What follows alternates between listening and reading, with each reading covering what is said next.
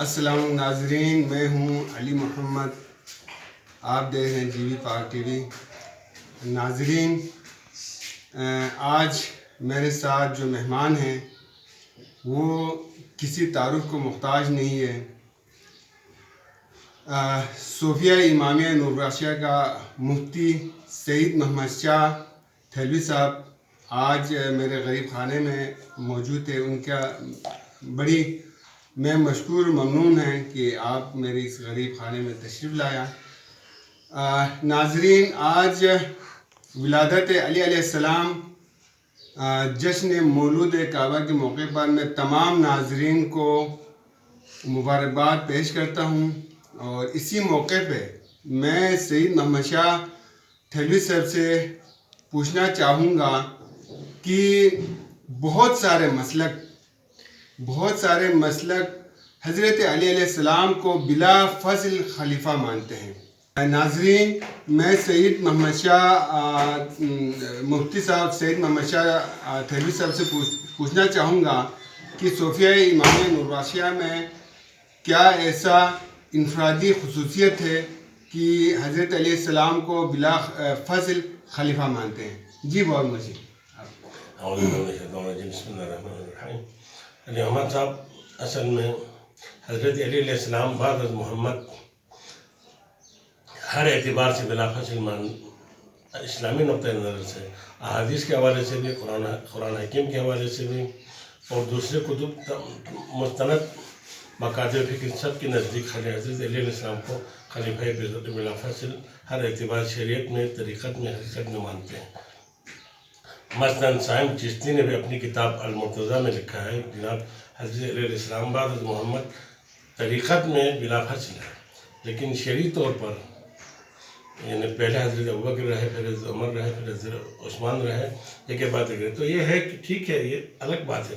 کرسی نشین ہونے کے حوالے سے اسلامی نقطۂ نظر سے پہلے حضرت ابوبکر رہے، پھر حضرت عمر رہے، پھر حضرت عثمان رہے، لیکن علمی اعتبار سے مصطفیٰ کے دین مشن کو چلانے کے حوالے سے حضرت علی ہر ایک کے نزدیک خلیفہ بلا فصل ہے۔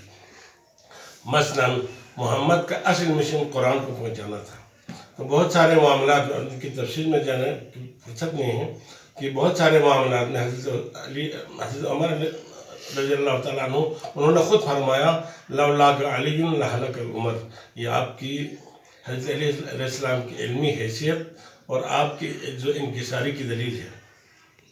اور حضرت مولانا مودودی نے تفہیم القرآن میں یہ بات لکھا ہے کہ جناب حضرت علیہ السلام سے بہت سارے معاملات حضرت عثمان کے زمانے میں بھی، اب ان میں یہ واقعہ میں ڈکٹیٹ کرنا نہیں سمجھتا کہ ان میں بھی حضرت علیہ السلام سے پوچھا گیا۔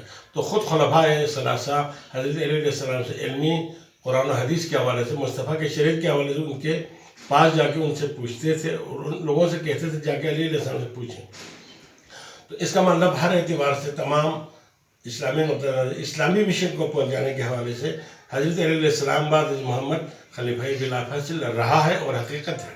لیکن حضرت سید محمد نوربخش نور اللہ مرقدہ اعلی اللہ مقامہ، انہوں نے بدیع الفاظ حضرت علیہ السلام کو بعد از محمد خلیفہ بلا فصل ہونے کے حوالے سے یہ فرمایا ہے فقہ احوت میں باب الوقوف والصدقات میں۔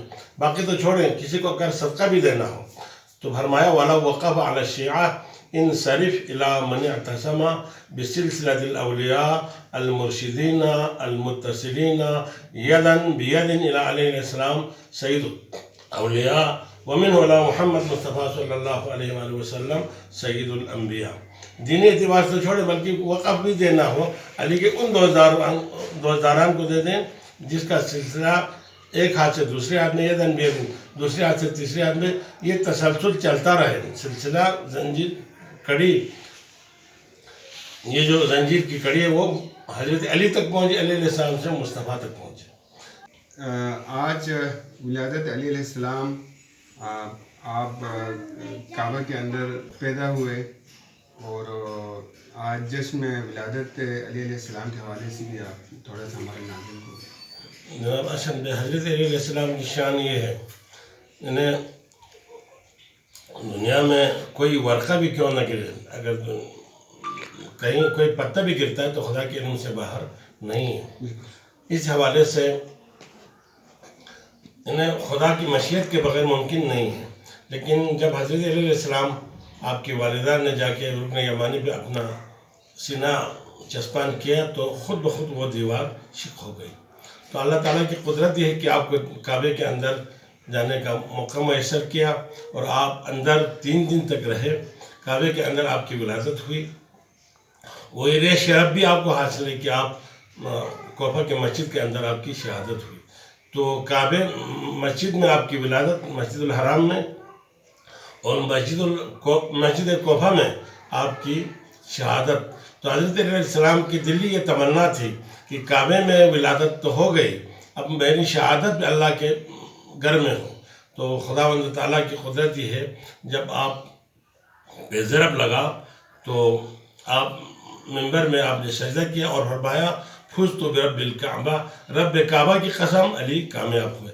تو علی کی شان وہ ہے کہ خداوند عالم نے آپ کو کعبے میں ولادت کا شرف بخشا اور مسجد کوفہ میں آپ کی شہادت کا شرف بخشا. اس لیے فرمایا مکان کی اس کو کیا حاجت تھی جہاں آفرین ہو کر بنایا, اس لیے کعبہ علی آئے مکی ہو کر. تو خداوند عالم نے مکان تھا اللہ کا, یعنی بیت دیا فرمایا قرآن میں میرا گھر.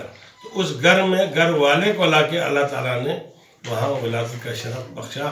تو علی کی شان وہ ہے کہ کائنات عالم میں خدا نے خود اپنے گھر میں آپ کو گھر والا بنایا اور گھر کے اندر آپ کی ولادت ہوئی. تو ہم سب کو اس بات کا سوچنا چاہیے کہ علیہ السلام کی شان و مرتبت بعد از خدا و رسول تیسرے درجے پہ آپ کی حیثیت ہے. یہی وجہ ہے کہ ہم بعد از محمد خدا و رسول آپ کو کائنات عالم میں سب سے افضل اور اعلیٰ مانتے ہیں.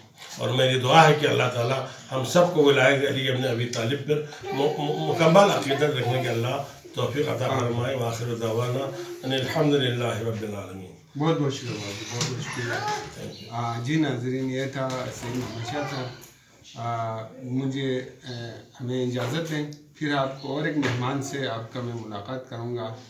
اس وقت کے لیے مجھے اجازت دیں. اللہ حافظ. Thank you.